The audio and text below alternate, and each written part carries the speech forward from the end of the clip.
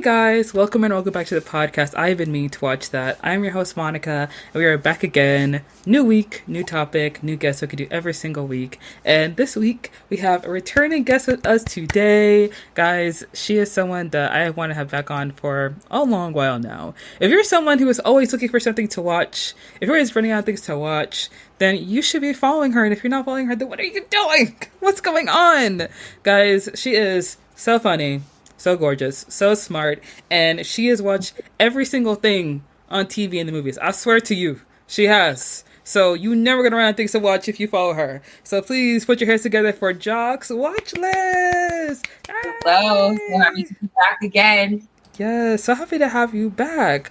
And guys, today we're going to be talking about Adolescence. It is the hit UK miniseries that is on Netflix, and everyone is talking about it. Everybody's watching it, and we're going to dive right into it. But before we dive into that, we're going to get into the first segment of the podcast, which is Media Mania, where we talk about new releases and entertainment news. And to be honest, there's been a lot going on in entertainment. And one thing I did want to talk about today was some news about Jonathan Majors. For those who don't know, Jonathan Majors, he is an actor, and he was very well known for being in the Disney series Loki, and then also being in the Ant-Man movie Quantumania. And in September of 2022, he was, I believe, he had gotten into an altercation with his then girlfriend. And as of recently, there has been some previously unreleased audio that has now resurfaced by Rolling Stone, where he admits to strangling his now ex-girlfriend. And a lot of people have been speaking up about, the audio, what this means, his supposed comeback now that his movie Magazine Dreams is in theaters, and, Michael B. Jordan's open, support of Jonathan Major trying to get back into acting. So, Jocelyn, I was wondering if you were keeping up with this, or if you have any thoughts in regards to this. I haven't been keeping up with it. I did keep up with the original case. I heard that the recording had come out, and I read a little bit about it, but not too much. And I did hear that he had a new movie coming out, and I feel like you said, it's starting to feel like he's doing his redemption time, like he's coming back. So I am interested to see how this is going. I haven't seen any recent articles though, or seen it since I just discovered the new audio. Yeah, there has been a lot of people discussing the unreleased audio and what it means. And for me personally, I feel like we keep falling into this trend where there are men who, are very well known, and, many people regard them as talented, and then they fall into some kind of controversy, and then there is a group of people that take it upon themselves as a mission to rehabilitate them and to show that they're not that bad. They're a good person, don't judge them too harshly on what they've done in their past. And to be perfectly honest, as someone who is a very big fan of black media and black led films and TV shows, I feel like sometimes whenever there is a black actor who is accused of assault, people are so quick to defend them. People are so quick to, martyr themselves for them. But if a black actress is talking about how she doesn't get paid well, how she's being mistreated, anything like that, people disregard her. People don't want to cast her anything anymore. People want to push them out of Hollywood. So as someone who's a huge fan of any kind of black entertainment and is an avid viewer and reader of any black entertainment news, I just find Jonathan Majors' story to be tired and to be something that's happened before, and I don't need it, nor do I want it, and nor do we we don't need Jonathan Majors. There are plenty of actors that could possibly step into the role of Kang or in any other roles that he had before we found out about the assault. So it's not like he's not Denzel, He's not that guy. Yeah, I agree. I feel like men in general tend to fall into these pits where they're all their secrets are exposed, and there's certain groups that will come and surround them, be like, oh, we're rooting for you, keep going. And sometimes it's looking on the outside, I mean, if he's not that great, he's not that great. It's okay to cancel people sometimes. I fully agree that people need to be in trouble. I think people need to face those consequences for if they're famous or not. we shouldn't keep supporting. But I know that everyone has their own opinions about who they want to cancel and why they want to cancel them. So, I mean, that's always up for debate. But yeah, I feel like the more we hear about the story, the worse it gets. And yet we're still trying to be like, oh, let's support him. And it's like, I mean, we can move on to the next one at this point. He got a lot going on over there. Yeah. And I feel like a lot of people tried to support him after the whole video thing came out when the original trial was happening. But then after he kind of got found guilty with that, I know a lot of people still supported him. Like, oh, he shouldn't have got in trouble. He shouldn't have done this. But at this point, how many times are we going to be like, oh, it's okay? Like, he admitted it this time. So I don't know what we want to do, but yeah. I'm sure it'll have an effect on his performances going forward. I feel like he was just starting his redemption tour with this first film. Like, I don't know too many other things he's been in before then. But I guess we'll see how it goes. I didn't know about that Michael B. Jordan support, though, so I'm going to have to look that up. Yes, I had seen that article and I read it. I think it was like a quote he gave in an interview. It was a while ago when I read it, but it was definitely surprising to me that I saw that. And obviously they work together on Creed, so he feels like he knows him. And like, I don't know any of those people. I just want to say that right out the gate, okay? So I'm not trying to claim nothing. Yeah. But it is nonetheless disappointing to see, you know, Michael B. Jordan, someone who is a strong actor, has his own production company, honestly has all the makings to be like a Hollywood heavy hitter. Yeah. And to support somebody who has now like been convicted of like reckless assault and harassment, like, no, that's not the way to go. I'm sorry. Yeah, definitely could support some other people rather than hear that. But like you said, it probably is the Creed thing. And, oh, I know him. But at some point we have to be like, all right, this is enough. Mm-hmm. Yes. And even though Jonathan Majors is promoting his new film, he hasn't apologized publicly for past behavior. And a lot of people, like, despite the support he's gotten, a lot of people have questioned his accountability and whether he's really changed. And he's currently undergoing court-mandated, sorry, where are the words? He's undergoing a court-mandated domestic violence program. So I guess this shows promise, but I feel like people need to remember that like all of this follows his December 2023 conviction for reckless assault and harassment in a separate New York case involving Jabari, who I believe is his ex. And the trial excluded past abuse allegations, including similar claims from 2 other ex-girlfriends. And Majors has denied ever hitting a woman, and he maintains his innocence. And I feel like, you know, when one woman steps out and talks about it, I'm always inclined to believe survivors or believe a woman when she says like, this man has hurt me, this man has harassed me. And if there are other people that want to support it and have similar claims, then it's like pattern of behavior. Behavior. Similar claims. I thought that first one was the first time, but yeah, I agree. People try to skip over the other claims of things. That is a pattern of behavior. So even more concerning now because I didn't know that was a pattern. But yeah, that. And if it's only the domestic violence classes based off court, like that was just the punishment. He's not in there because he just wanted to be better, you know? Court mandated. In order for him not to go to jail, he had to do that. So while that is good and hopeful, I guess we'll see how this goes. I know he just married Megan Good, so now I'm thinking that was maybe a distraction from all the other things going on, but we'll see, because now she's married to him. So, yeah, I honestly have thoughts about Megan Good because I've been a fan of her career for a very long time. Yeah, and I truly have been following her personal life in a way where it's not on purpose, but somehow I know so much about it, and it's only because of when I used to have Instagram, because I deleted that app because it's too much trouble. But when I had Instagram, I kept seeing articles and things about her. First she was dating this guy who's a Christian, and he was her ex-husband. Ex-husband. And then she was like, oh, I'm spiritual now. And I'm like, good for you, girly. And now she's with Jonathan Majors, and I'm like, this is not where I expected this to go. I agree. I had so many questions about the whole breakup with her and her ex-husband, because I feel like they did a lot of press about their relationship, but then when they divorced, it was quiet. And I was like, there's a disconnect here.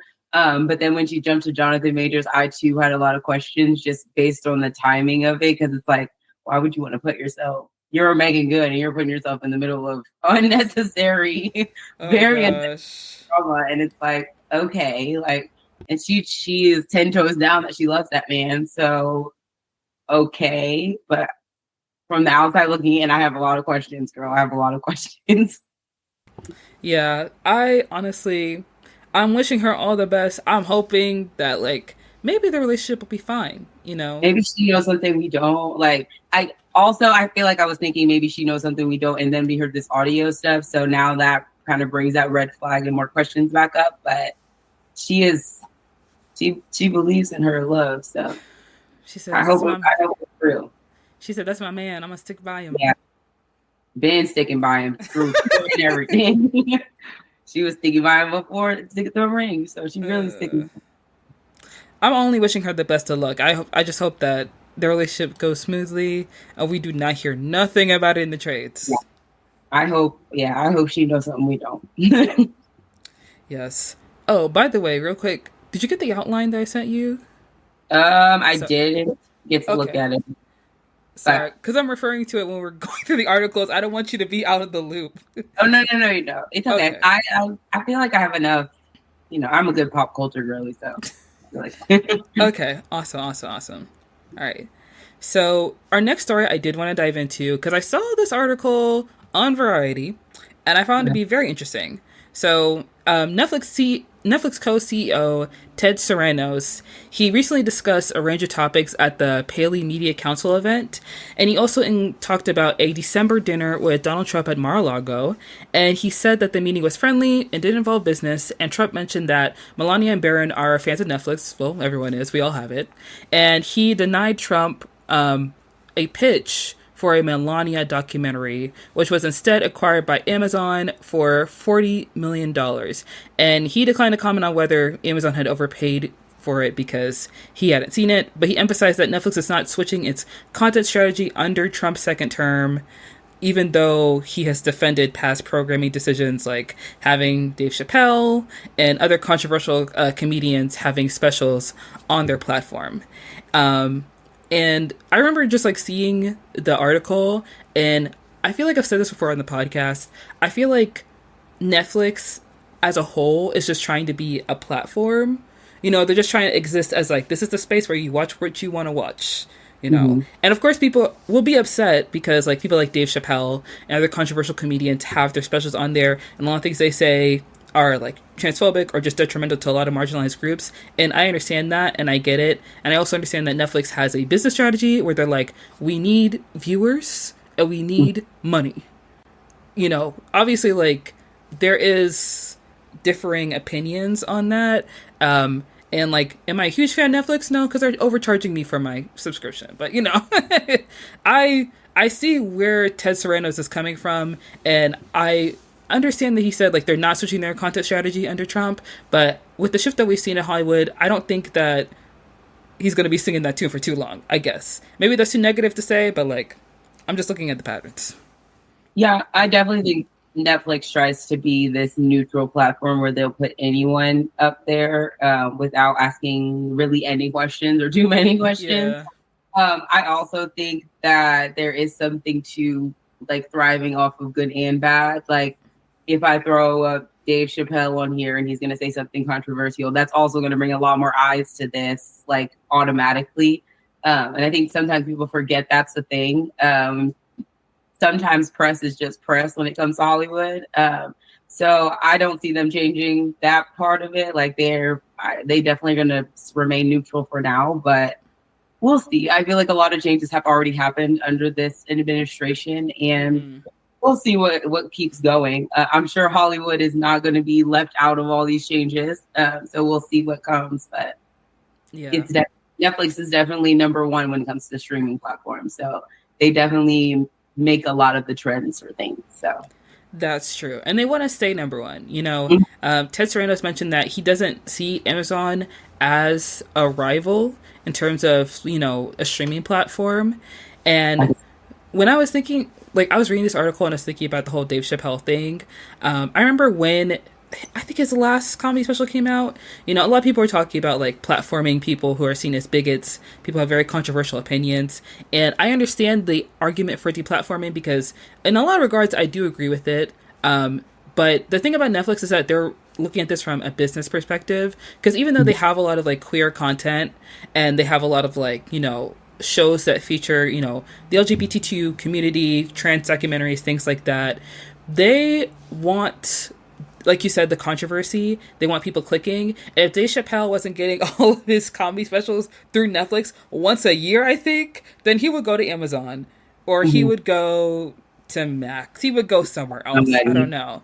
And Netflix, they want, their quarterly earnings to look good for the shareholders. So they're willing to take whatever heat they want to, if it means upsetting some people. And Netflix has already been like canceling some shows that a lot of people have enjoyed and really liked. So they're really not scared of any heat, backlash. They know, yeah. They know they're number one, and they know that they're hard to compete with because of what they're offering everybody.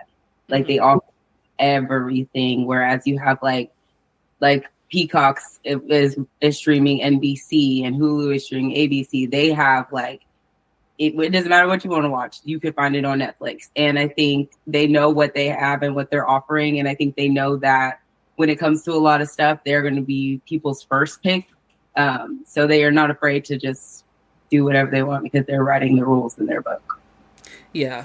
And as I say this, I do think that Netflix should be like careful because, you don't want another like cuties scandal to happen. Like you want to be neutral as a platform, but you also want to be mindful of what you're putting on your platform because there can be times where you are acquiring a film like Cuties that is like controversial, but also like damaging, and then there's a film like Amelia Perez, which is like bad. People don't like it, like people like to like rag on it a lot. And yeah, there are some things in there that are like damaging, but also it's just like, it's not a great film, It's a strange film for sure. It's like, what am I watching? I had to watch it twice because I was like, wait, what did I see? Yeah. How did I? Yeah. I think that the model that Netflix is kind of going with, where they are trying to act like a neutral platform, and they're just kind of like, giving in, I don't give an F towards controversy, is what will eventually lead them to following some kind of content strategy that pleases Trump, because they already are in the mindset of like, we're just a platform that has movies and TV shows. Y'all come here and watch whatever you want to watch. If we have something that, has like, Mel Gibson, or if we have something where we have, Steven Crowder, whatever alt-right influencer they're going to have on there. I don't know. Like, guys, it's just a platform. Like, we're just trying to bring in the money. Like, that's it. You know what I mean? So, yeah, the free speech. Yeah. Yeah. And Donald Trump would definitely be okay with that because that's like everyone can say what you want to say. So yeah, I agree. It could align at some point just on accident because they're trying to stay so neutral. Yeah, because they're just kind of like, they're keeping themselves out of, they're keeping their hand out of the cookie jar for now. You know what I mean? They're just letting everything happen for the moment, and then they'll just slowly start like aligning themselves. And maybe they won't, because I don't know. I don't know Ted Sarandos. I don't work at Netflix, but when you look at what's happening around here, you can kind of pick up on like what people are doing, what people are leaning towards, and how people are adjusting to how things are changing in Hollywood. Yeah, for sure. For sure. Things are definitely changing everywhere. Yeah. And the last thing I did want to talk about was this interview that I saw from Daisy Edgar-Jones. I was curious, are you a big fan of Daisy Edgar-Jones and a lot of her projects? I've seen a few. I don't know if I could say a lot, but definitely seen a few. To be honest, I feel like I've seen a couple of things she's in. I don't think she's been in a lot of projects, and I don't feel like I'm wrong in saying that, right? I don't think so. Okay. No. Yeah. Most of the things... Sorry, go ahead. I said not too many. I remember she was in the Crawdads remake. And I think I just saw her maybe be cast for another book turning into a TV show. And I saw her in Twisters. Yeah. Yeah. I think that's probably what I've seen her in. I I did try to watch Normal People because a lot of people recommended it and a lot of people seem to like it. I guess I'm just not the audience. She was in a limited series called Under the Banner of Heaven. Did you ever see that? It's on Hulu. It's FX. Didn't that star Andrew Garfield? Mm-hmm. Okay, that's on my watch list. I have been meaning to watch that for a long time. So yeah. But I saw this article come up, and the real reason why I want to talk about this is because there was actually a Variety article with a headline where it was quoting the Elle interview she did, and it said that Daisy Edgar-Jones and her male co-stars get along fine. And she stated that, like, her male co-stars don't care if she's the top billed person on the timesheet because they're real men. And I saw the headline, and I was like, they're baiting somebody. I have to read this. So I started reading the article, and she was just talking about how, like, she gets along with her male co-stars. You know, she was also in Fresh, the horror movie with Sebastian Stan, and she was in Twisters with Glenn Powell, and then she was in Normal People with Pedro Pascal. So she was just stating how, like, a lot of the projects she's been in, very popular, very well known, people really like it. The people she starred opposite of are well-known, established actors, or, like, very likable actors, and she just stated that, like, she gets along with them well, and yes, she gets paid more than them, but they don't care because they're already established in their career. So if they're starring opposite of a woman that gets paid more than them, it doesn't really matter, because, like, in my head when I was reading, I was like, yeah, that makes sense. Sebastian Stan, he still has his Marvel money, and he still has so many other things he's doing, so, like, of course he doesn't care. Glenn Powell is, like, White Boy of the Month every other month. Pedro... Wait, it's Paul Mescal, not Pedro Pascal. Paul Mescal, another White Boy of the Month. So, like, he doesn't care, you know? And I think she was just talking about how, like, she feels very lucky to have headlined those major projects. And after I read the article, I just found it so funny because, like, trades always do that when they kind of, like, take an interview someone's done and they want to take something someone has said and just, like, reword it in a way that gets people clicking on the article. And I just want to bring that up because, I don't know, I thought it was interesting. And then I've read more about her life, her doing ballet, stage acting, and I thought that was really cool because I have enjoyed the things she's done, but I didn't really know her that well, and I have confused her for Dakota Fanning. Not Dakota Fanning. Dakota... I know exactly what you're talking about from 50 Shades of Grey. Yes! Gosh. What's her last name? She has a famous last name too. No! What's her name? Johnson? Dakota Johnson. That's it. Like, that should be. Yeah. Dakota Johnson. Yes. I have mistaken her for Dakota Johnson sometimes. Yes. But I just wanted to bring this up because I thought it was very interesting, and I just thought Variety was trying to do her dirty. You know? They were trying to do her dirty. Yeah, I'm sure people take, like, a lot of, like, little tiny parts and, like, make it into this big story, but that's an interesting take that the men that she encounters are okay with her making less. I don't know. That's such an interesting portion to take out. They're okay with her making more. She's saying more, yeah. Oh, yeah. I don't know if it's making more or, like, they're equally paid. Something like that. But just okay? Are we, like, championing? Is it, like, it just seems like a very random, odd statement. Like, well, what she was talking about was that, like, she's risen to stardom in 2020. And at 26, she, like, acknowledges that, like, all the projects she's done are major projects. Where the Crawdads Sing, Twisters, Fresh, like, everything she's done so far has been things that are notable and people have watched and people recognize her from. And she's worked alongside a lot of the internet's boyfriends, so to speak, Sebastian Stan, Glenn Powell, and she said that she always takes the lead, you know, and she feels like she's been able to kind of, like, I guess, be confident in her role and not feel like she has to, like, you know, shrink herself when it comes to the complex female characters that she's playing, which I like because, you know, like, maybe like 5-10 years ago, there were so many articles about women getting paid significantly less than their male co-stars. So for Daisy Edgar-Jones to be talking about how she feels like she's on equal footing with them is great because she, you know, she said she doesn't have the same career that they do. She's not as established as they are. So her being able to, you know, kind of be on the same level playing field as them on set, and when it comes to the film, it's something that is refreshing to see. Yeah, that is definitely a different take. I feel like usually you do hear about how the women are being paid significantly less, or men having to be like, no, we're going to make sure she gets paid this. And Yeah. I get this. Like, they have to step up and say that. So for her as a new person to come in, fairly new person to come in and be saying that, good for her. Keep it going. Yeah. That's really a shift is happening quicker than we thought. There is actually some movement happening over there with that.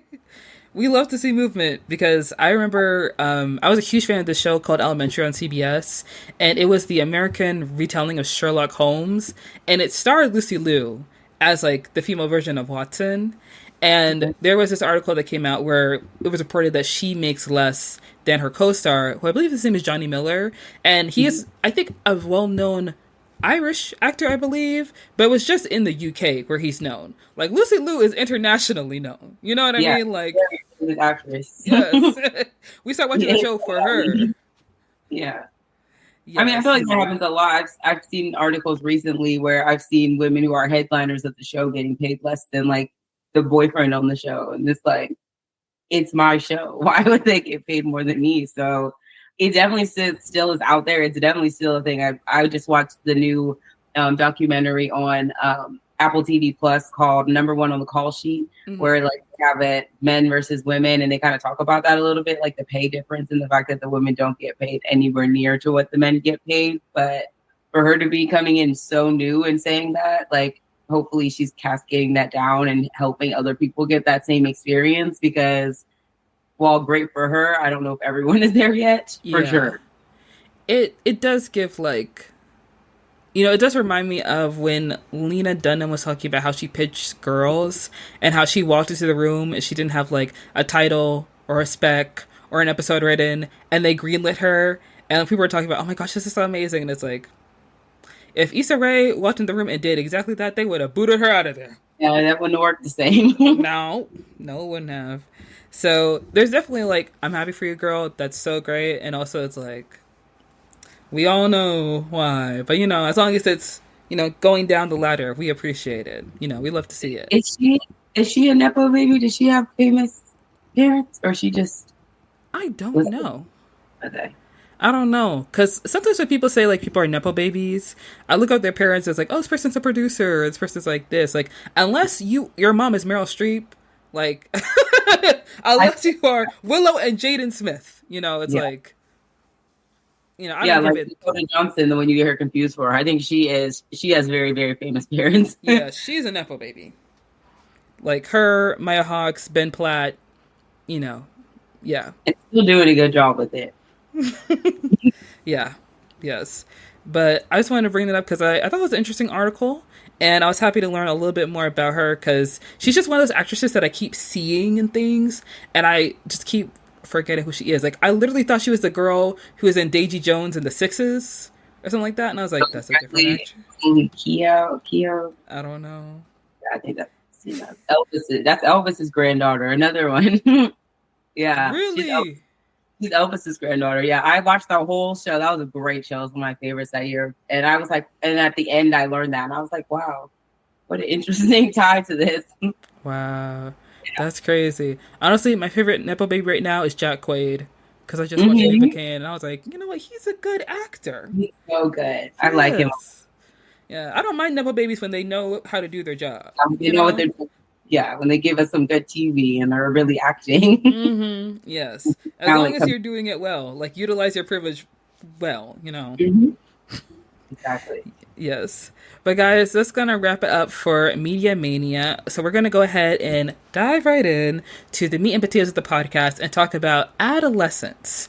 So Adolescence is a 4-part Netflix drama, and it is centered around the aftermath of 13-year-old Jamie's arrest for the murder of his classmate, Kate.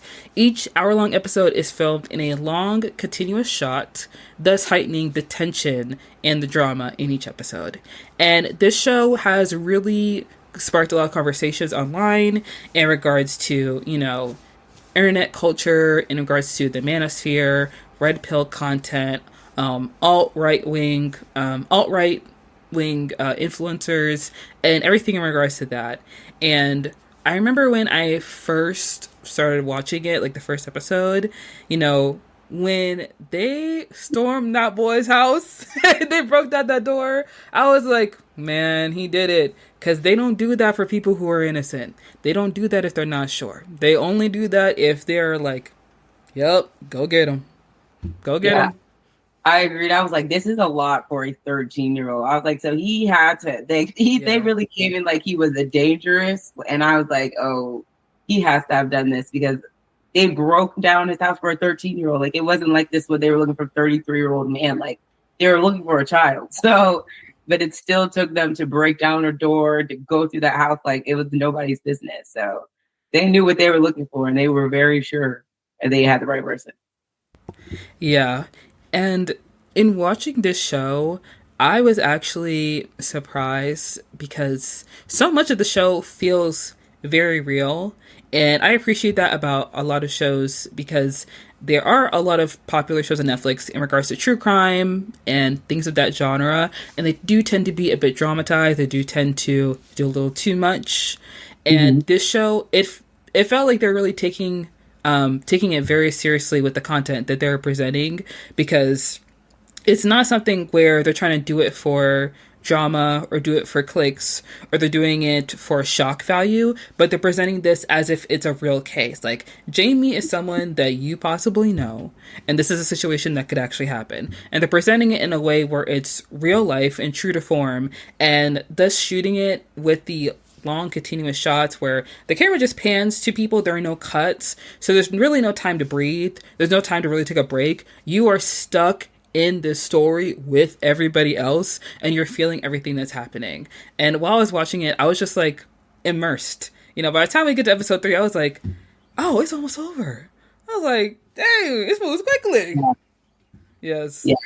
By the time you get to episode 3, you're like, wow, this is like a lot has happened in 3 episodes and now it's about to end. So how is this going to end? Like, where's this going? But yeah, those long continuous shots are so important to the story because it adds that like tension. Like, you see, like, immediately when they're busting down this 13-year-old's door all the way through the end where you see what happened, it's like you're finally taking a deep breath. Like, you're finally like, oh my gosh, he did do it. He did do it. So wild story from the very beginning to the end. And they definitely keep your emotions high as you watch every single episode. They chose perfect moments to like lead to the next perfect parts in the story to tell the whole story, which I loved with it.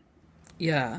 So from episode 1, I really did find it interesting because when you're first just watching the show, our first instinct is to question whether or not Jamie has done it.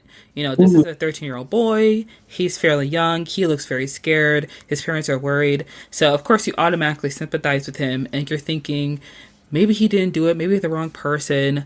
But in the manner of which everything has gone down, in the manner of which they are treating him like he's a criminal, it's giving the impression that, like, they are probably not far off. They have something on this kid. They're operating from a place of certainty. Like, listen, the kid saying he didn't do anything wrong, he didn't do anything wrong, he didn't do anything wrong. You must have done something wrong. Because Yeah. they're not doing this. Yeah. Like, they're not doing this when they're just so-so. It's like, no, we got something. Yes. Yeah, the way they were talking to him when he sat down, even when the investigator came out and talked to his parents, like, he gave them exactly what they needed to do. But the whole time, because he's like this little scared 13-year-old, you are like, maybe he didn't do it, maybe he didn't do it. But the way he is talking to everybody, the investigator is talking to everybody, it's like, no, this is what you need to do. And this, even told him how to get a lawyer. Like, this is your next step because, like, you're going to jail. Yeah. You're not coming back here. So he would just needed his acceptance of it, but he already knew what was happening. Yeah. And I feel like while watching it, of course, because I already kind of know what the show is about from what people have talked about online. So from the very first episode, I'm like, I'm trying to pick up clues. I'm trying to see what's going on, And when he asked for his dad instead of his mom, the mom was immediately like, why do you ask for you? And I was like, ooh, that had to hurt. And of course, like, if you're just watching it for someone who didn't know what's going on, you're just like, oh, well, maybe he just wants his dad because, like, sons are sometimes closer to their dad. That's fine. Yeah. But, it's like, does he not trust his mom to be able to, like, help him out in the situation? But also, like, in my head, I'm like, I mean, the dad can be there, but what you need is the lawyer. Like the whole time watching, I was like, where is the solicitor? Where is your lawyer? Stop talking to these people.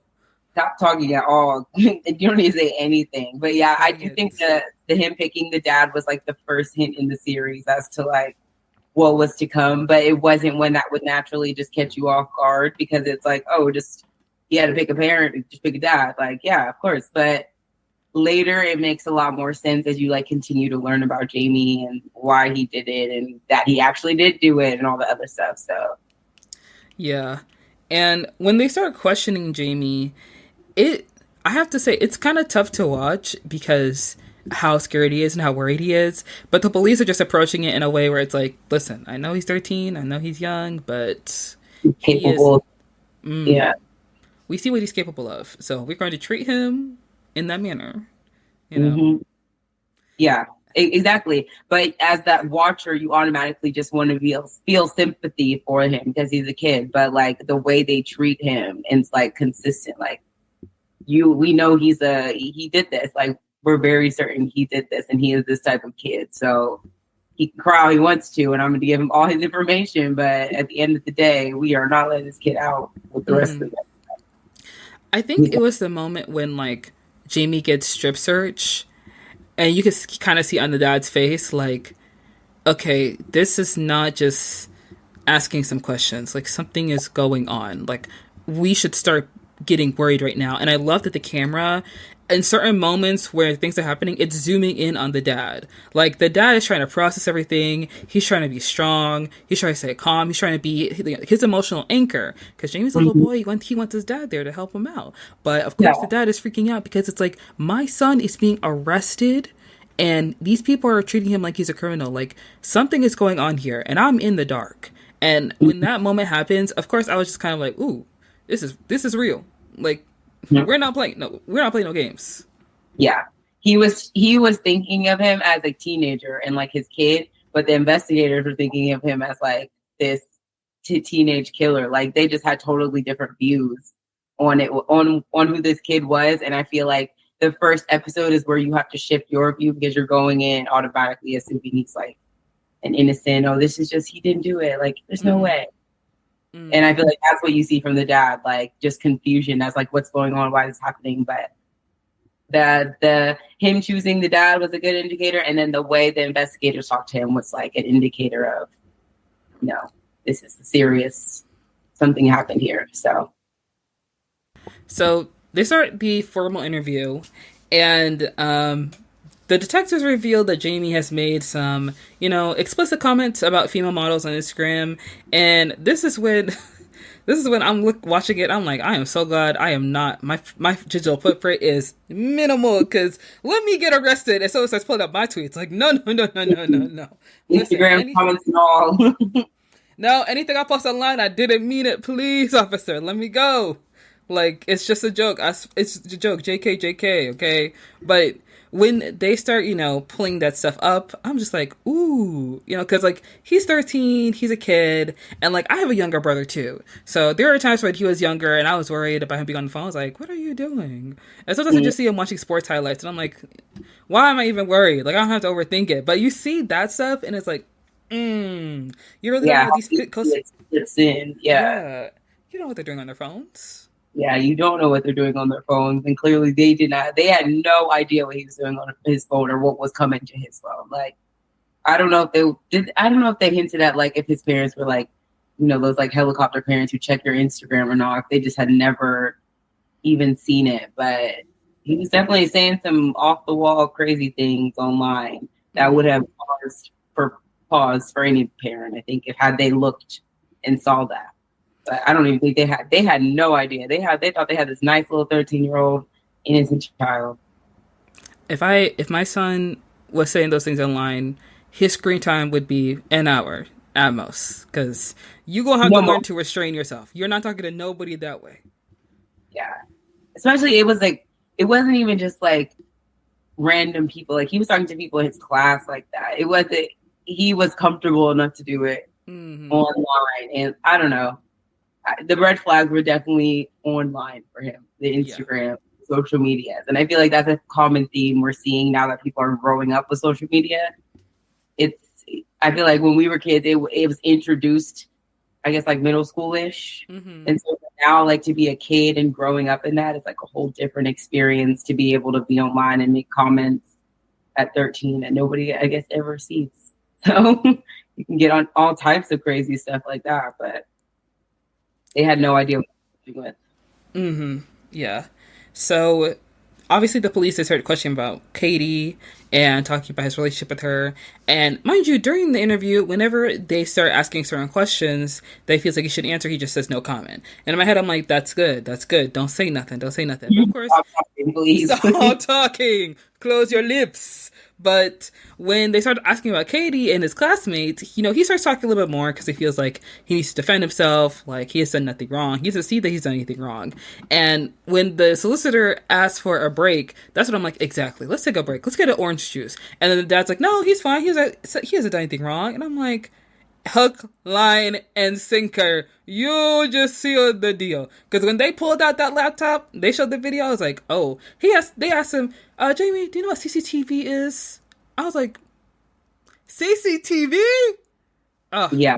it's done. CCTV, the fact that you did that in the middle of the open, like he didn't even, that was like a 13-year-old thought because you didn't even think about your surroundings. Like it was just a automatic anger for you. Mm-hmm.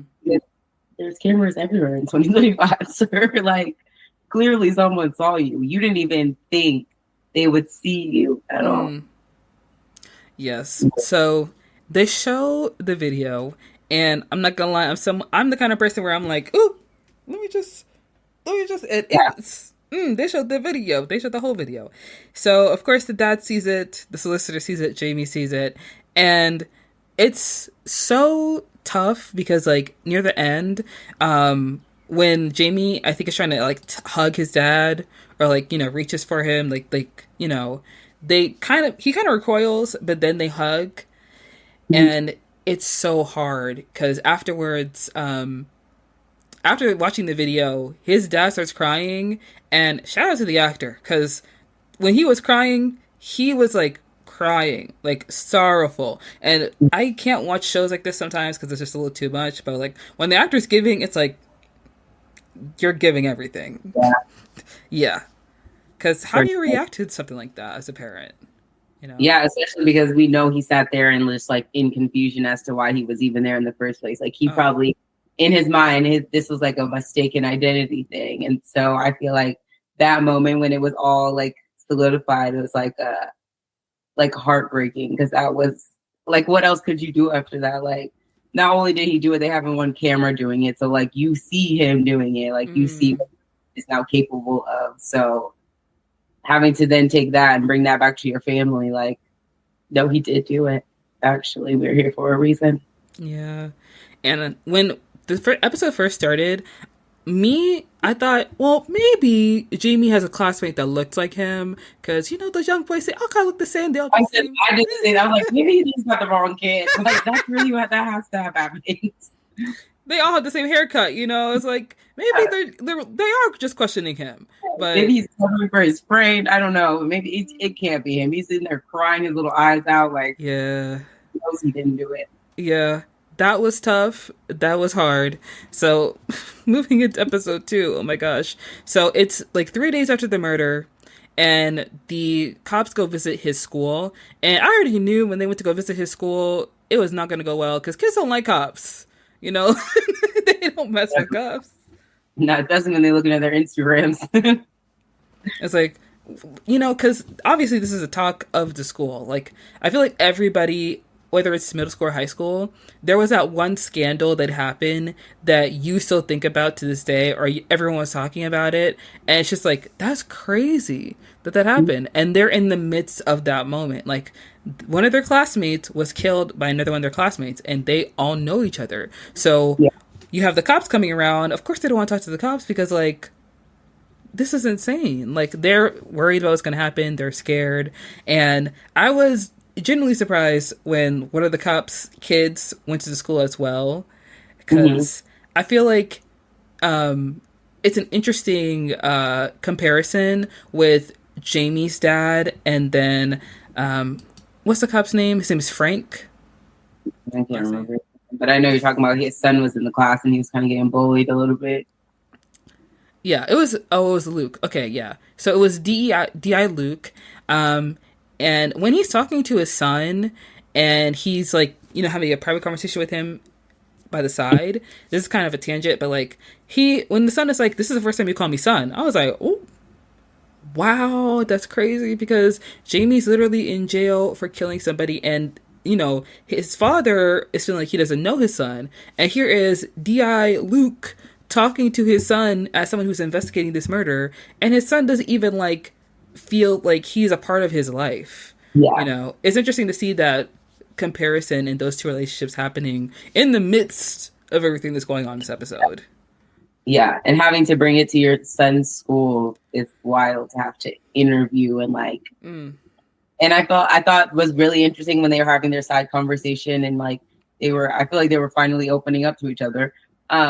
Also him being able to explain all of like what the Instagram stuff meant, because he went in with like, "Oh, this happened," and he's like, "Dad, that's not what that means," and he had no idea. Like he was like, "Wait, this means what? This means what?" And he learned everything just from talking to his own kid. Like the same thing that should have been happening with Jamie's parents talking to him because he was on Instagram and social media acting crazy is the same thing that he should have been you just have to talk to your kid.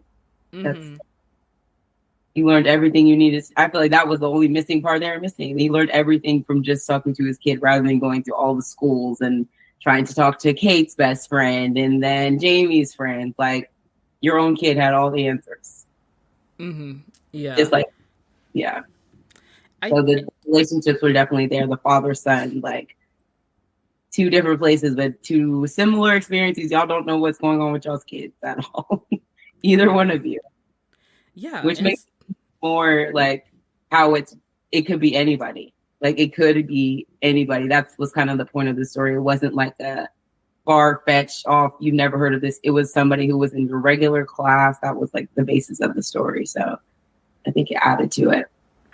It does add to it because him having to learn everything about the emojis and what's going on online through his son when he's doing all this legwork, like you already said, to try and figure everything out is ironic because, like you said, the basic message of the show is that this could be anyone that someone in your class or someone you know personally, and it's not that far off because it is so accessible to these kids now. You can see like the teachers are not these kids are unruly. These kids are a menace. These kids don't know how to act. These teachers are overwhelmed. They're understaffed. They're underpaid. So already at school, like they're not being disciplined. At home, they're not being watched. They're not being monitored. So they just kind of do what they want online because there's no kind of filter. There's no kind of boundary to what they have access to. And the things that they have access to are the things that are influencing them because they're so young. And if your friend is into it, then you're into it. And then it's a whole thing with everybody in your group. And you are all into, this deep hole in the internet, the manosphere.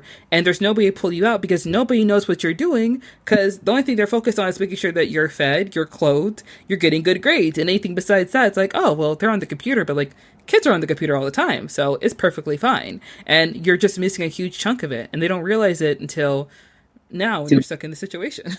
Yeah, when it's too late. Now this whole catastrophic thing has happened among 13-year-olds. Like, it's a crazy conversation to now be trying to jump into.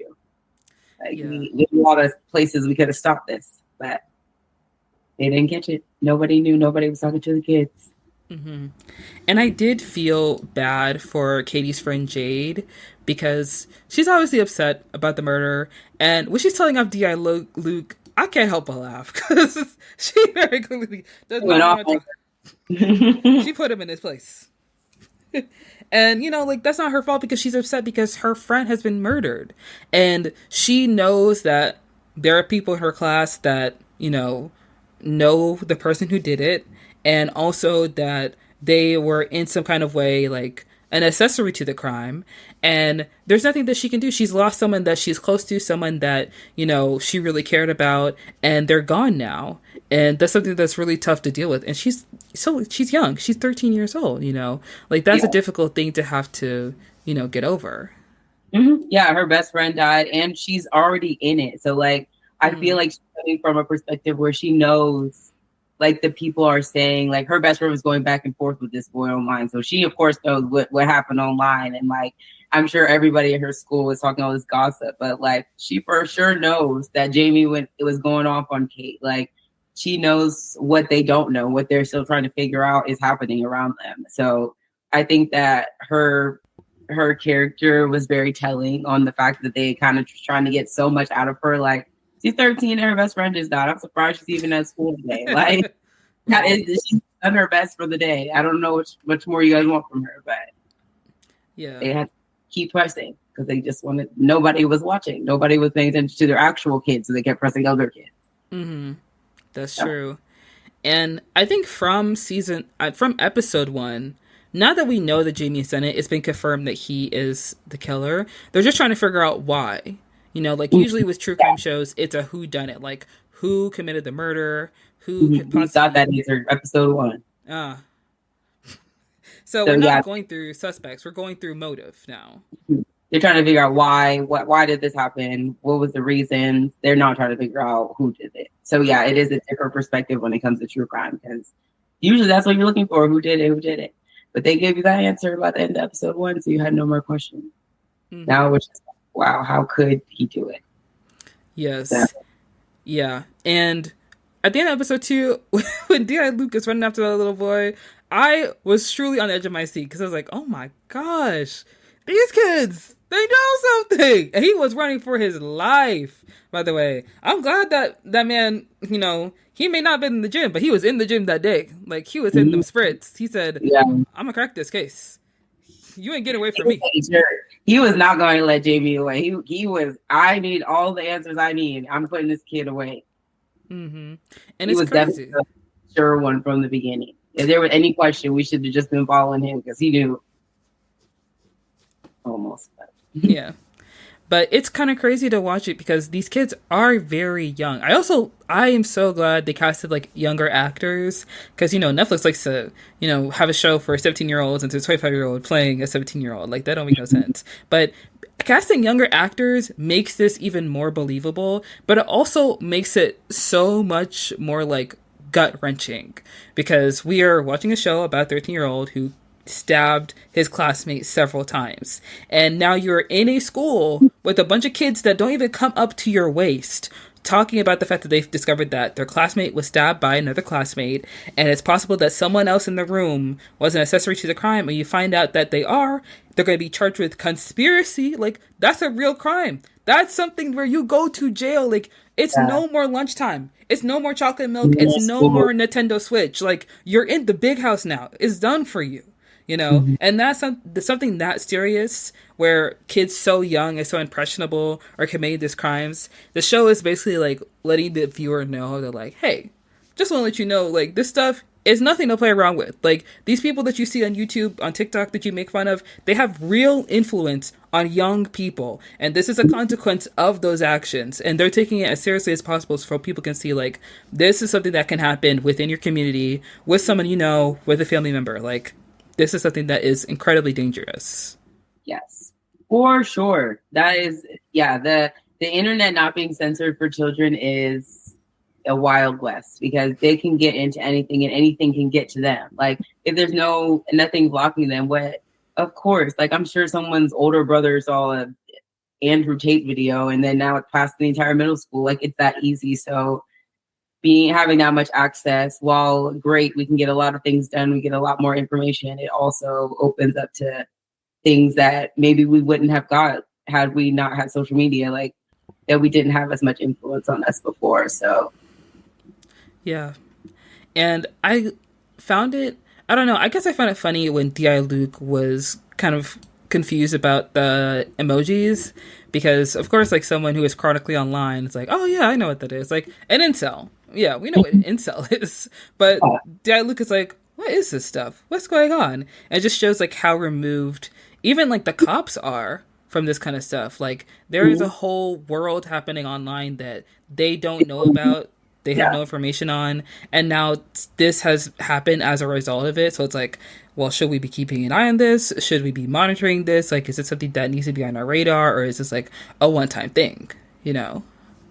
Yeah, for sure. He didn't know anything about that world at all, and that's kind of surprising because I feel like even we have heard about it like going on. So him being so like into having so many questions and like, okay, what's this and what's that? What does that mean? Like, how have you never heard of that? But I guess it's a whole different world for them, and that's their kids. So in theory, them once again just going back to like making this about like a regular life story, I feel like you goes back to like knowing what's going on. Like there are things out there that you don't know about and they could be really bad for your kid, but having no social media presence and them having all this social media freedom is it has consequences, especially those red pill ones.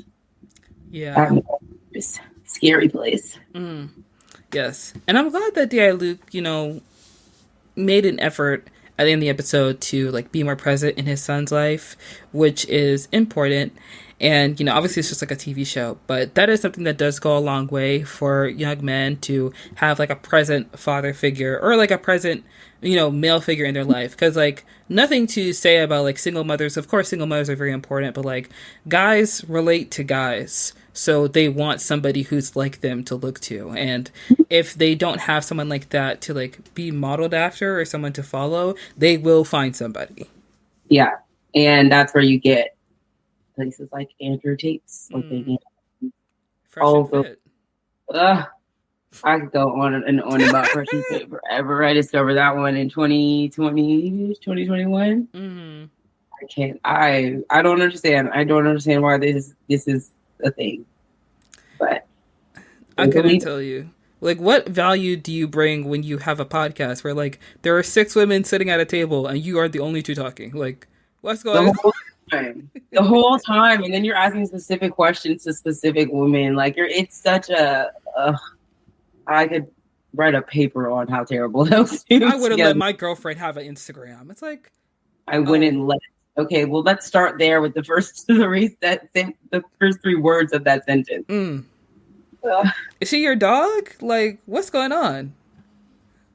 That is how they act like women are. They just, yeah. I could go on and on about those. Like, Fresh and Fit is a touchy topic for me because I've even listened to multiple like of their episodes, and it's just like I can't with any of them. Like, it just gets worse and worse.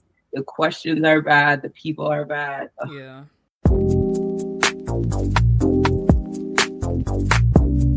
So following episode 2, we go into episode 3. And this is the episode that everyone has been talking about and going into. And I feel like the,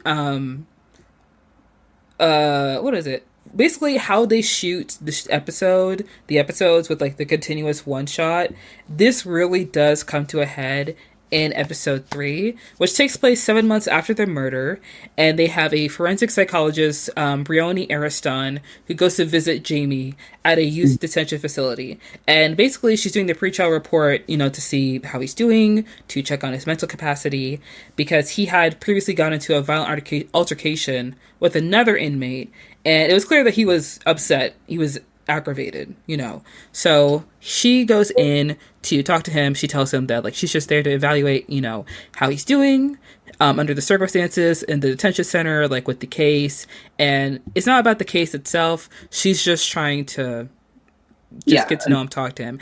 And Jamie just keeps one-upping her at every chance. And I shouldn't be laughing because it's actually very, very concerning, the things that he says to her. Because before episode 3, we have not really gotten a chance to talk to Jamie or get to know him. Like, he was just a little small child who was bumbling and crying and saying, like, I didn't do this, I've done nothing wrong. And then we, meet his friends in episode 2, and we see, like, how his, what he's done has affected those around him, affected his classmates. So now in episode 3, we're getting like a sit down. We're sitting down. We're taking the time to really get to know Jamie and see him for who he is. And it's good that it's the forensic psychologist, because it's a third party who doesn't know Jamie, who's not a friend, who's not connected to him in any way, also not a cop. So she's not really trying to like pull any evidence from him. She's really just trying to understand his psyche, which I think is great. And of course, elicited some very worrying reactions in that episode. For sure. Yeah. Yeah, that episode, once you kind of understand she's not really in there to do anything but understand like his mindset and like what's going on, if he understands if something is good or like if he understands what he did was right or wrong. I feel like the questions and how he comes off that entire episode is like eye-opening as to the fact that who he is versus like the 13-year-old you met in episode 1 who's like scared and crying. We get the real version of Jamie in a situation with a woman. Because that's also what the first time he's been alone with a woman. I feel like we've only seen him with his dad and then DI Luke. And then after he had a female DI investigator there too, but he didn't really press her like he did the psychiatrist. I feel like she got a whole different side off of just simply asking her questions. And she even like how she asked the question, the whole episode was really good to me. Like the questions she asked were not leading, but it like gave her the answer she was looking for without asking them. I don't know. I just thought it was very well told between the two of them. Yes. So I do want to talk about, of course, what the forensic psychologist finds out about Katie, that she had taken a topless photo of a classmate and basically sent it to him, and the boy spread it around the school without her consent. And this upset her, and Jamie, thought that this made her weak, made her vulnerable, and he thought, I'm going to ask her out. She's going to say yes. She said no. And then she commented under his post saying that he is an incel. And this kind of prompted a questioning from the psychologist about Jamie, like, do you find yourself attractive? Like, how are you with girls? Things like that. And it was definitely tough to watch it because I think that the show does a really good job of presenting everything that's going on in the show, everything that's going on within the case, but not taking any stance. Like, they're not trying to push people to think of things in any kind of way, but, like, they're just like, here are the facts, here's everything that's happened, and the viewer can decide how they feel or decide what they think from it. Because I'm sure there are people who would see that the young girl sent a topless photo and was like, well, she shouldn't be doing that. She should be taking pictures of herself, saying to nobody, because, of course, it's going to spread it around, because little boys don't know how to, keep things to themselves. So like, she shouldn't be doing that at all. And for me, in my mind, it's like, well, it's this influence of like, liking a boy and wanting to show how much you like him. And then it's the internet, it's, the media kids watch and things like that, that are like, how do you show love? How do you show that you like someone? How do you present that? And a lot of times people, break that down to like a sexual matter. Like, that's how I present it too. And kids being so young, being easily influenced, this happens again with no boundaries, with no monitoring, with no filters. So it leads to kind of sticky situations where you don't really know like what to do. And I'm not sure if this was stated in the show, but I have a suspicion that Jade was also someone who may have done this. And maybe she like had dealt with a similar situation with Katie, which is why she was so hurt, because she's probably worried that like this could also happen to her. And I don't think it was stated whether or not it was stated, but I did find it weird when Jamie said that like he shouldn't have shared it around because then they could have got more pictures. And I was like, oh, they were trying to collect them. And I feel like that's where my conspiracy came from. Where like, was Jade also a victim of this? Like, ooh. Yeah, I feel like Jamie's the way he told the story told us so much about how he felt and like how this could possibly happen, because of how meticulous he was with the questions he had and how he answered them to me. I feel like the whole thing where he said, like you said, he was trying to collect them, or he felt like that was a moment for her to be weak. It was like you were trying to put that internet, what you learned on the internet, you thought that would translate in real life. And when it didn't, and you met a real woman that wasn't just going to be like, okay, that made you mad. And it was, I feel like you just learned so much about the interactions and like how he really felt about women and girls in his class in the conversations he was having.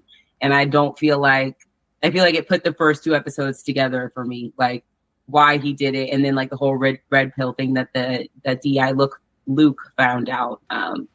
It was just like, wow, he picked up all of this from the internet, like all of this, because he had a sister, he had a mom. It's not like this kid was like had an awful childhood or anything. Like, he had a sister he was interacting with, and she liked him. Like, they seem to have a regular relationship. So the fact that he felt like this towards this girl, and like he thought this was an opportunity for her while she was weak because of this happening. And it wasn't even like I didn't mean for this to happen. It was like, oh dang, I should have just not did it this soon. Like, you're picking up a lot of information from the internet here. Yeah. And you are right that it's clear that he follows some kind of model that he learned from like one of those red pill videos, thinking that like, oh yeah, this is gonna be like an easy date, an easy score, you know, in a way. And it does seem like he was like a predator and like Katie is his prey. He's trying to get his prey. And it makes it sad when it didn't work out. Oh. Like that's what happened. It didn't work out. Like she didn't give you the response you wanted. Which is the similar to what happens in the episode, right? Like the psychiatrist is not giving them the response he wants, and it's like, okay, this should not be happening. This should not be your response, especially at 13. Like this should not be make you angry, question all yourself, and yeah. Because, like you said, he has a mother, he has a sister. It seems that they get along pretty well. And when you have somebody who is an outside party, you know, kind of stepping into a situation, that's really what you need, because the psychologist doesn't pull any punches. Like, she is there to figure out, like, why did he do this? He seems like a nice kid. He seems pretty fine. Like, they seem to get along. They seem to have fine conversations at some point. But Jamie's mood fluctuates from like being very friendly to being very aggressive. You know, there are times where like he's talking and he seems very vulnerable, and then suddenly he slips into like this Joker mode and he starts acting like he is like in charge and he's in control, and it's creepy and it's almost like frightening and chilling. And when he looks at the psychologist, she's like, "Oh, are you scared?" I was like, "Oh my gosh, bro, what is your issue?" You're trying to make her scared. Like, what's going on here? Yeah, Jamie definitely showed his true colors when he had those interactions and those questions. And even at the end, as he's walking out because she won't answer whether or not she liked him, like that was never a question. Like that was never I never came in to say I didn't like you or whatever, but that was always his concern. Like you could tell he was really not getting it. Yeah. And I think it's very interesting because it's good that there's a third party there, like I said before, because the mom would not have seen this side of Jamie. The sister would not have seen his side of Jamie. Not even like the teachers, you know, because Jamie is Jamie. You know, he's the nice guy. He's a good kid. But the psychiatrist, she's not there to be his friend. She's not there for Jamie, to get Jamie to like her or for Jamie to, you know, any kind of way. Like, she's there to do her job. And it's definitely a very tough job for her, and I can't imagine what it's like to work that job, because it's probably not like the first kid she's had to talk to that day or that week that reacts to her in that way, you know? Yeah, even having to talk to kids who you know have done it, and like to have to come at it that way. Like it's not that you're trying to figure out if he did it or this, you're trying to figure out his intention. So like you're talking to people that you know for sure are violent. Like you're just trying to figure out where it comes from. And if it was like that at the time of the murder, I guess, but I don't know. Yeah. And I found it very interesting what she said to Jamie about like, Jamie, do you understand what death is? You know, like, do you get what you've done? Basically spelling it out for him that like, you killed your classmate. You stabbed her repeatedly, and it was in a fit of anger. And it was something that was caught in camera. So we see you doing this. We see your reaction. And because you've reacted in such a violent way, it feels like it has not registered to you that you have taken someone's life. That what you've done is something that is, you know, incredibly consequential and something that is reprehensible. But you don't seem to understand that.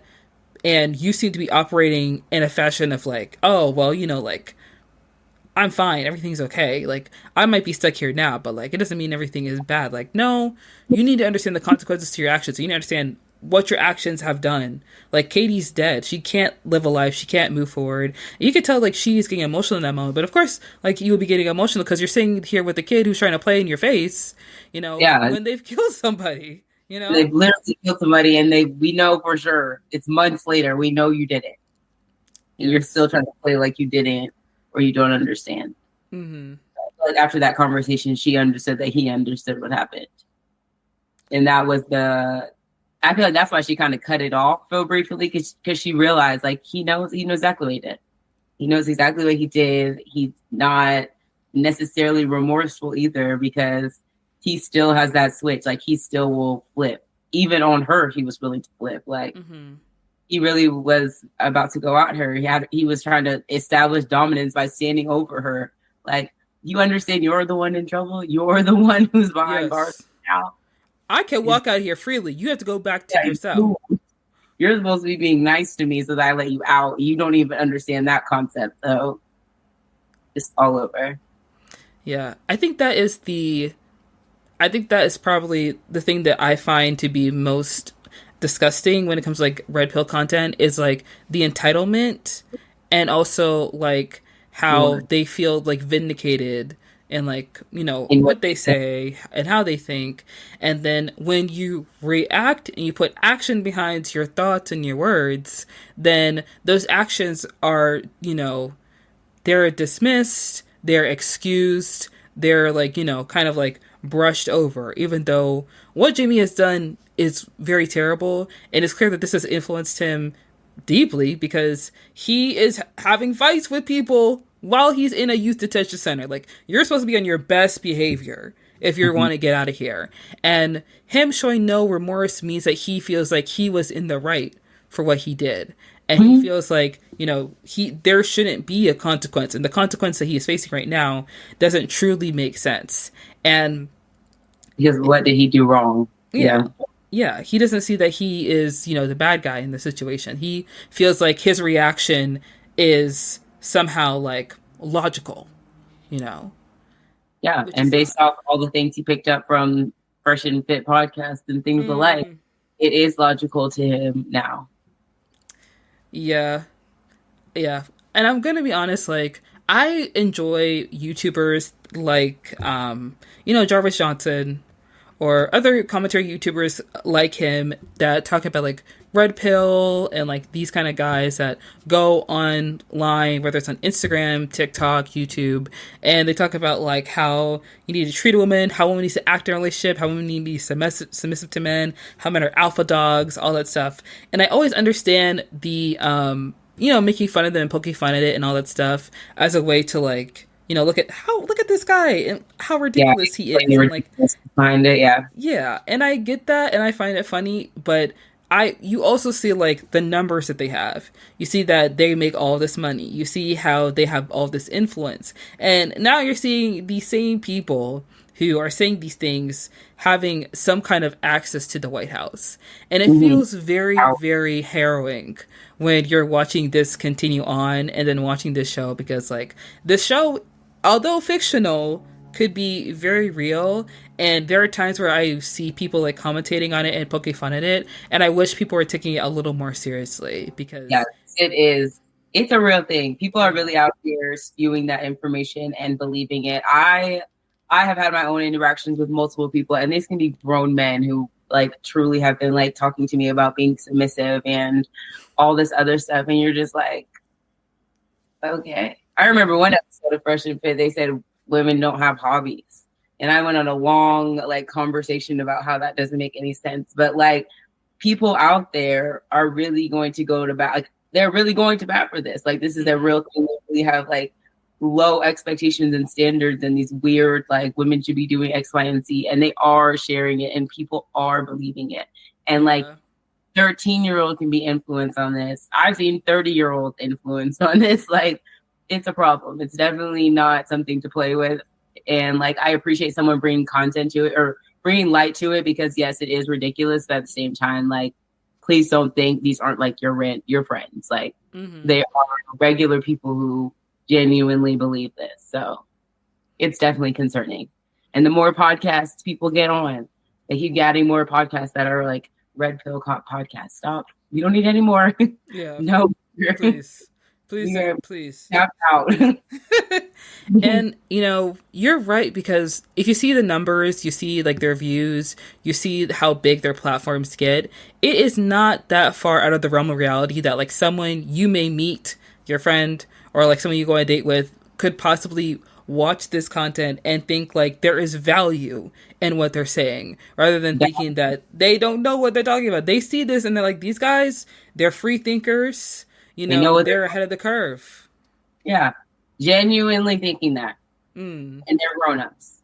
So I'm sure kids are that's way more susceptible to things like that, but it's definitely a problem. I can talk about it for hours. It's a problem. Okay, it's a big problem. This is a problem and should not be thinking like this. Yeah. This is like backwards, okay?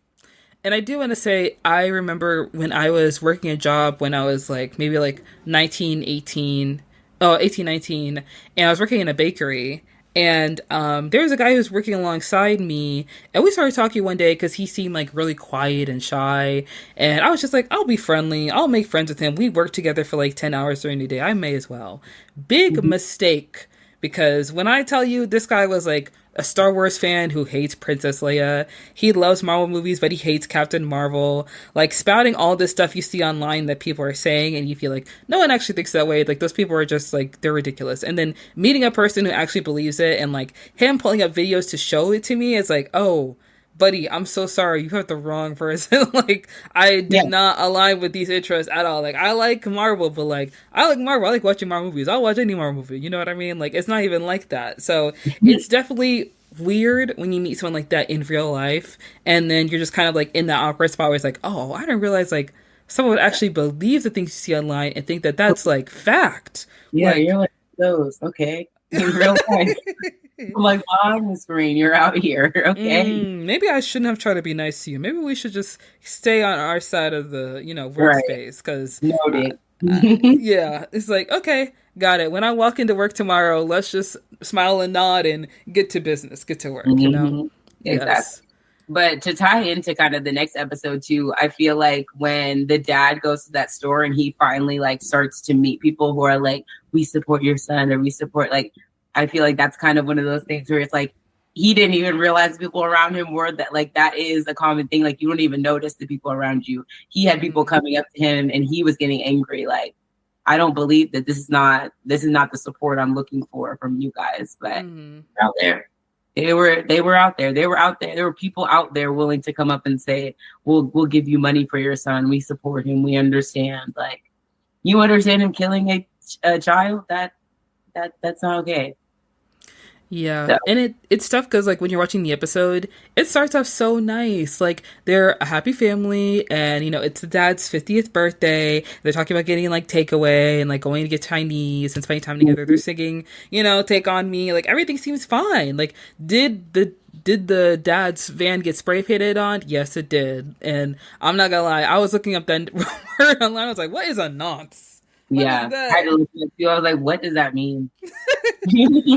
This show is so British. UK slang, for real. Yes. But, like you said, when he gets to the, like, hardware store or something like that, and the guy approaches him, when the guy starts talking to him and his voice gets really low and he starts whispering, it's like, oh, there's something off about you. Because that's another thing about people who believe in red pill content. Like, they'll watch it, they'll consume it, they'll even, like, give these people money, but they will only talk about it with other people who they feel like align with their interests. So it's either someone who they feel like will get it, like a guy, or someone like me who's a little too nice to tell people to shut up. Yeah. Yes. So he meets the dad of Jamie. So of course, like, he knows, because that guy probably is like looking up like their house and like their family tree or whatever. Like, I don't know. And he goes up to him and he's like, we support Jamie, what they're doing to him is unfair, and like kind of like marking as some kind of like conspiracy against Jamie. And like, while this guy is talking, you can physically see the dad like getting incredibly uncomfortable. And me watching it, I'm like, now what kind of conspiracy would they have against a 13-year-old boy? How does that work? I don't know. As the incels, they'll make up anything. They'll come up with a reason, okay? He was being framed by the other 13-year-old girl or something like that will probably be the reason. But it was wild that he didn't even realize that his son had supporters on top of the fact that he knew he did it. It's like, I know he did it. I don't need you to come and support me and offer me money. Like, he did it. Yeah. And it's the reason why you're part of the problem, not the solution here. And it's another thing where, like, the parents are removed from like online communities, from social media, because, we don't know if the dad has like a Facebook or anything, but I'm sure if he did, he would probably get messages from people like him all the time trying to reach out and like, offer support, like offer him a chance to come on their podcast, offer to like donate to a GoFundMe. Like, why would I want your money? My son killed someone. Like, I'm in mourning right now. Like, my son's a murderer. This is terrible. Yeah, exactly. Looking for some support on their end by supporting him, but he's like, that's not. I think he understood that it was more responsible, and that's why it made him so angry. Like, don't support. I don't want your support. That is not what I was looking for. Yeah, I'm not operating from a place of I did nothing wrong. Like, I'm fully taking accountability for the fact that like I've raised my son and I thought he was a good kid and he was getting good grades, and now he's done this terrible thing, and I don't know how to reconcile with this as a parent. Yeah, for sure. I think that was the whole point of the last episode, was them trying to like their lives literally changing with the phone call, like going from this like day they're trying to make the best of the situation to like understanding this is the situation, like this is it. Yes. And when, oh my gosh, when Jamie calls them, it's so tough because in the back of my mind, I'm like, ooh, what if they don't pick up? And it's like, they're not gonna not pick up. Obviously, they're gonna pick up the phone. And, they're talking to Jamie and he tells them that, like, he's going to change his plea to guilty. That's really tough. And in my head, I was like, when was it not guilty? Yeah, I said the same thing. I was like, he was planning on just going to trial with this, with the CCTV. Like, you did it, sir. Which maybe it was more of a criminally insane, not guilty. I don't know. But yeah, the changing to guilty was like the nail on the head for them. And especially it happening on like the dad's 50th birthday. It was like this trying to make the best of this day. And it goes completely opposite, like worst possible case scenario. Yeah. And with the ending of the episode, with the parents talking about like, what they possibly did wrong, or like talking about their daughter and how she seems perfectly fine, everything seems okay.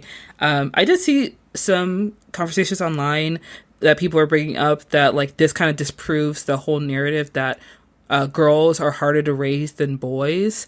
And I feel like there is a little give and take as someone who doesn't have children and doesn't know anything about parenting. Like, I feel like there are challenges to raising a child because you're raising a child, but it's fair to think about and consider the fact that like your son will be exposed to, communities where young boys are congregating, like, Discord or Reddit, where they have certain interests that your son may have in video games and sports. And then these same kids may have certain beliefs and ideologies that align with, red pill content, things that promote violent misogyny. And he may fall in line with that because like those are his friends. He doesn't see anything wrong with it. And then it could lead to something similar to Adolescence. Like, of course, Adolescence may seem like, I think, it's like seen as a worst case scenario, but I feel like the show exists so that people understand that like this is not something we should push out of our minds and think like, oh, it's not gonna be my son. Like, no, you should consider all factors when it comes to raising your kid, because you don't know who they talk to online, you don't know all their kids,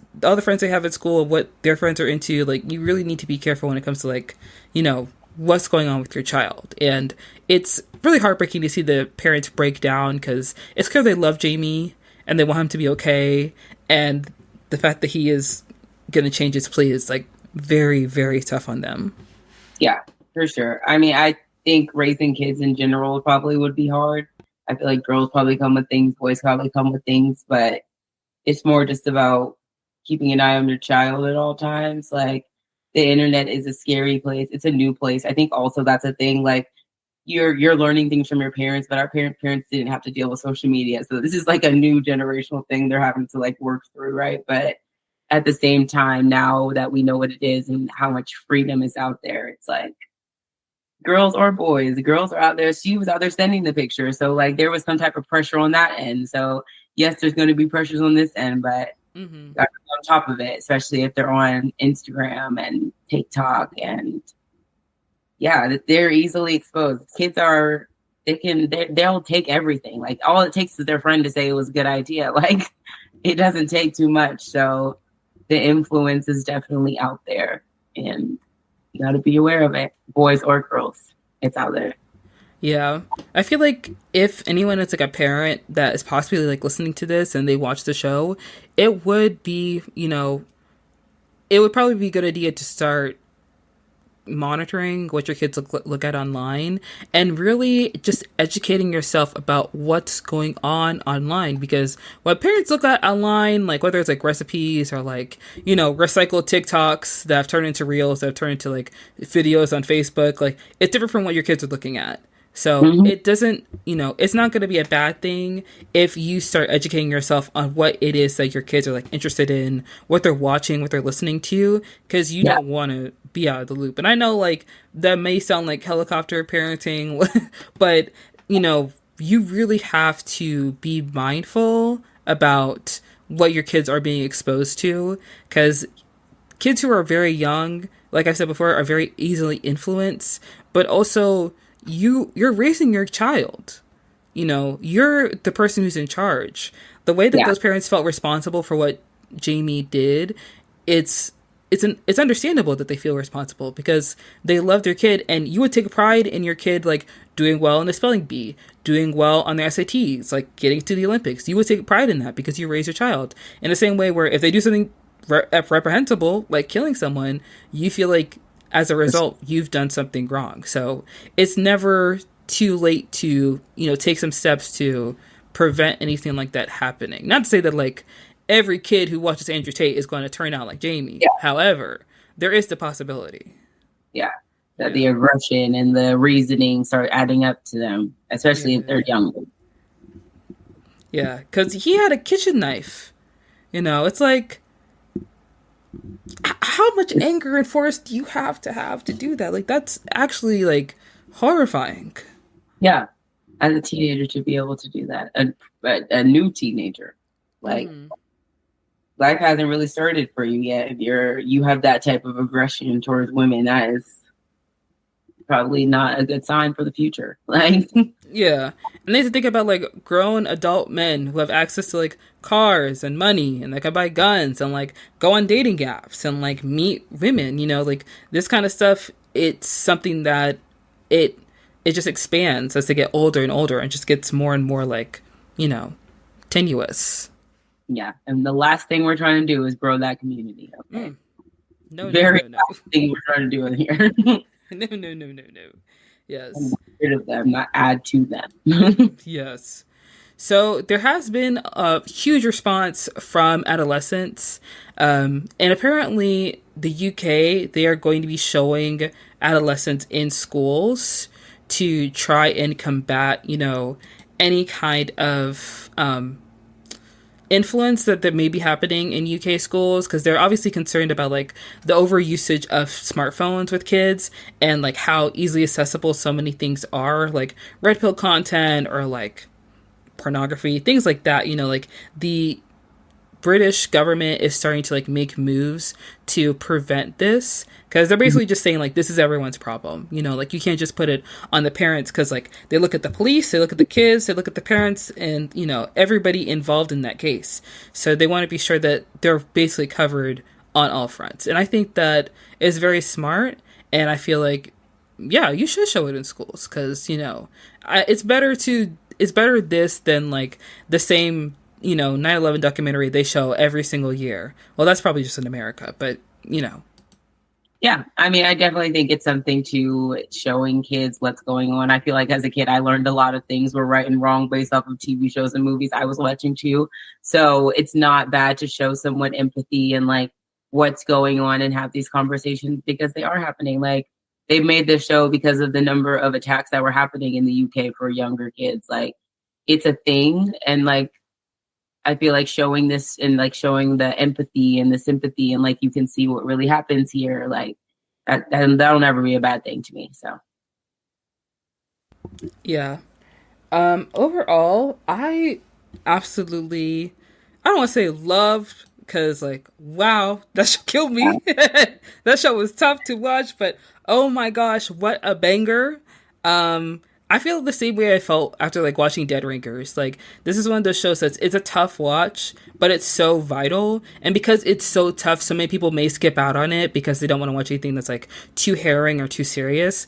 But I really do feel Mhm. like this is one of those essential watches that people really need to like you need to like put away all of your assumptions and like, you gotta be okay with being uncomfortable. Because the way that this show is done, it's done in a way that is like sensitive to the matter, but it does it realistically, and it also presents things in a way where it feels like a documentary, even though it is just like a TV show. It's a fictional series. This feels like something that could very well happen, which is why more people should watch the show. And it is very popular. It's gotten 66 million views so far on Netflix from the last article I read, which is a lot of people. But I know that like more people should see this just because of how vital it is, just at the current moment that we're in.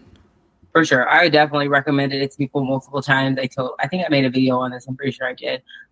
Because I thought it was such an eye-opening film on like how that was supposed to be such a normal family and the story happened to them. So I definitely think there's something to be told there and something to be shared across platforms and people to start having conversations, because like we talked about earlier, like that whole red pill thing, incel thing is a real thing. Like that is happening. It might not be, and it's not as loud as you would think it is, but it's going on around us. So I think the conversations definitely should be had, and people should definitely watch this. It's only 4 episodes.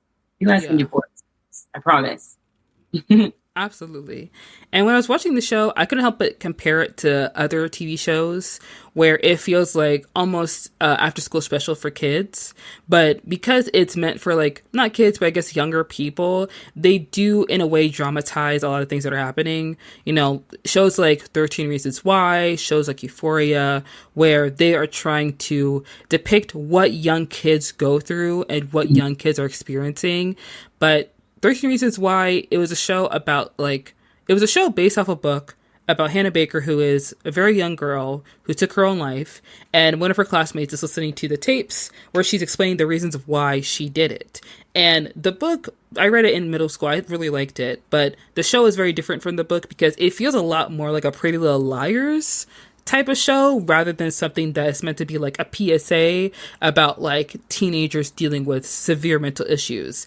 And I had problems with 13 Reasons Why because of that, and also because like there weren't a lot of psychologists or therapists for the first 2 seasons, and then they started turning it into like a murder mystery, and then like the bully in the show died, so then they turned him into a martyr in like I think season 4. So there are a lot of things wrong with the show. And then Euphoria, has a lot of issues with like, how it's depicted, how it feels like style over substance. So having shows like 13 Reasons Why, Euphoria that are very popular in comparison to Adolescence, it's definitely refreshing to see Adolescence, because a lot of people, like to debate like, oh, you don't like shows like 13 Reasons Why or Euphoria because of the subject matter, and it's just too hard to watch. And it's not that, because like you could take really difficult subject matter, and it's not that like it's hard to watch, but it's hard to watch people do it in a way where it's poorly done. Like if you do it carefully, if you do it thoughtfully, if you do it with some kind of, meticulous thought behind it and planning with real intention to show Yeah, what kids are going through. Yeah. yeah. Then it'll be better. That stuff like that. It takes like someone who really knows how to put this on TV, because they can be too uncomfortable or too much for you to watch. But when told correctly, like you can get the point across, and it doesn't have to be this vulgar statement all the time. But still get your story and your point across. Yeah. Yes.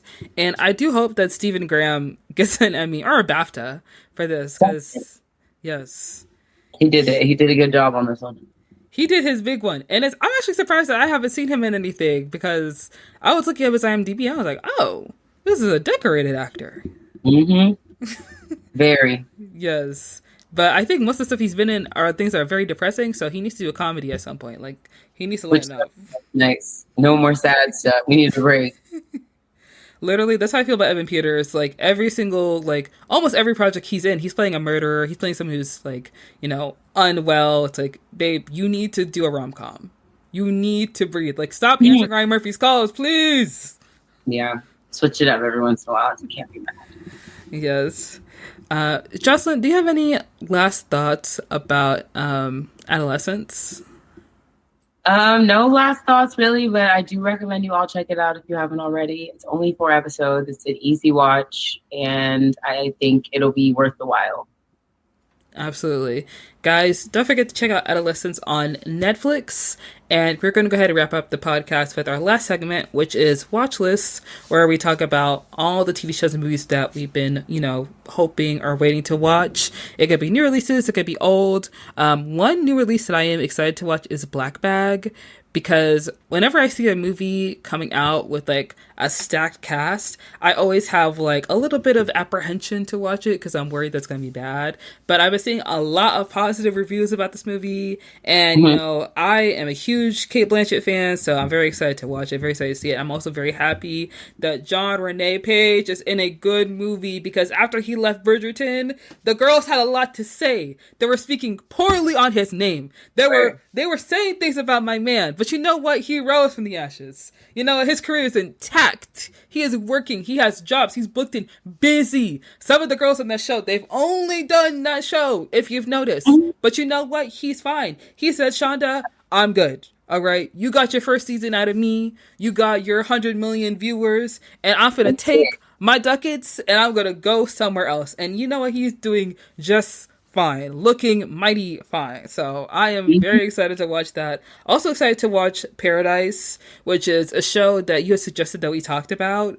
I've been wanting to watch that for so long. I don't know why I'm putting it off. I'm very excited to see Sterling K. Brown start. Very good. Very good show. Probably one of my best so far this year. I'm glad he's in a leading role. I'm so happy for him because he's been in Hollywood for a long time. A long time, and I don't feel like I've seen him as much since This Is Us. So I'm excited about this. This show was excellent. You'll really enjoy it. Yeah, I have to say, whenever an actor has a really big project and they kind of go away for a while, I think it's a good thing, because I never want to assume that they have been blacklisted or anything, but I want to think they had their big one, so they're taking their time, they're looking at their offers, they're picking their options, they're reviewing everything, and I like that a lot more than them popping on every other project.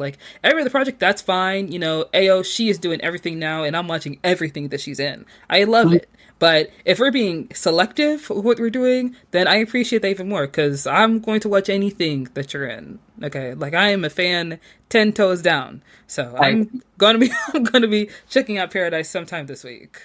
You should. It's a good one. And it's 8 episodes, so you'll be able to binge it. You'll want to finish it, though. Once you start it, you're going to want to finish it. That's how good that show is. What are you excited to watch coming up? Coming up, I know controversial take, but I really want to finish The Handmaid's Tale. I know that Elizabeth Moss has thrown off the feelings of it, but I was so invested in that show. I just need to know how it ends at this point. So I'm excited to see how they're going to finish that out. I just started watching, I'm almost done with Survival of the Thickest on Netflix. I'm really happy they brought that back, and season 2 is just as good as season 1. Usually Netflix starts to fall off for me when they start doing shows over and over again seasons, but I feel like this season was still just as funny and it didn't get corny on me. So super excited about that one. I'm trying to think what else. I'm also watching Power. You watch Power? Oh, Kanan? Really? Kanan, I love Power. Power is one of those shows where I feel like everybody watches it and almost everyone is on that show. And I didn't know it had so many. Does it have 2 spinoffs or 3, 4, 3? Because it's Power, and then we had Tariq's Power, and then we had Kanan, and then we had BMF. So I guess BMF's not a spinoff. But then we had Tommy. So yeah, it probably was 3 spinoffs, 2 or 3 spinoffs. Oh, I think I heard about BMF because I remember there was that one episode of Euphoria where not Lexi, but was that girl who was the popular girl who was dating Nate? I forget her name, but she was dating with that guy, and I was like, where have I seen that actor before? Yes, and I realized I saw him on Instagram, and I was like, that's him. Yes, he was in it. He was in the episode last season, I think. Yes. Yeah. Okay. Power is something I always see people talking about. And because it has so many spin-offs, I'm assuming that people watch it and they like it. The thing is that like I have not gotten around to watching that show because like I haven't gotten to it yet. But 50 Cent, he's raking in them dollar bills. He Yeah, is. he makes a good TV show. I will say that. 50 Cent makes great TV. He might be problematic outside of it, but you are. Might be. You know, Handmaid's Tale, it was never something I really got into because I actually tried reading the book when I was like in high school, maybe college, and I just couldn't get through it. It was just like a little too graphic for me. So then when I saw Yes. they were making a show, I was like, oh, well, y'all got that. And Mm-hmm. I'm not gonna lie, there is an actress in the show, I believe, from Orange is the New Black. She Mm-hmm. played the character Pusey, and I loved that character, and I was so sad when they killed her off. So when I saw she was in the show, I was like, maybe I'll watch the show. But then because of my better judgment, I was like, I'm not gonna watch this show because I know I'm not gonna get through it. I know I'm not gonna get through it. I can't watch a show like that for just one character because the content of the show, I know what the show's about and I know what happens at the show. So like in my head, I'm like, they gonna do her dirty at some point. They're gonna hurt her at some point, and then I'm not gonna be okay. I'm not gonna be okay. Um, I also liked it. She's one of the characters I do like. Mm. But I understand not watching for one person. But I was very invested in Handmaid's Tale at first when it came out. It is so stressful though. Like Mm. it was so stressful. Like I didn't know what I was getting myself into. I did know it was a book and stuff, but I didn't know enough when I was first starting it. And I learned a lot about what that show was about, and I'm way too invested now. Like I gotta see what happens with Serena. I need to know what happens with the everybody. But Yeah. That happens a lot when you're watching a show for a long time and you know you get invested in the character and the story and you just need to finish it. Like you need to wrap everything up in a bow. Like you can't leave it unfinished. You can't leave it like in the back of your mind wondering what happened. Like there are yeah, too now, many yeah, unresolved now storylines. they put us through in the first 4 seasons of this. I need to know there is a good place that we end at after all of this that we've been going through. Yeah. I felt that way about Supernatural because the show went on for like 15 seasons. I started watching that show, I think, in like seventh grade. So by the time it actually ended, I was grown. But you still have to know the ending. I still need to know how this ends. Yep. I was like, if they finna wrap this up, I'm gonna be there when they wrap it up. Okay. Yeah. Yeah. Awesome. Awesome. Well, Jocelyn, where can people find you if they want to follow you on social media? You can follow me on TikTok, Instagram, and YouTube now. So, and I always have stuff for you to watch, movies, TV shows. No matter the genre, I probably watch it. So if you're ever looking for things to watch, I got you. Awesome. Guys, don't forget to follow Jocelyn on TikTok, Instagram, YouTube. All of her links will be down below. Don't forget to follow us on all our social media links as well. Subscribe to the YouTube, subscribe to the Patreon, guys. And thank you so much for listening to this episode of I've Been Meaning to Watch That. I'm your host, Monica, and we will see you guys next week with a new topic, new guests, new hosts. Nope, that's not. Oh my gosh, I don't want to do an outro. Wait. We will see. Okay. I'll see you guys next week. New topic, new guests, like we do every single week. Bye. Bye.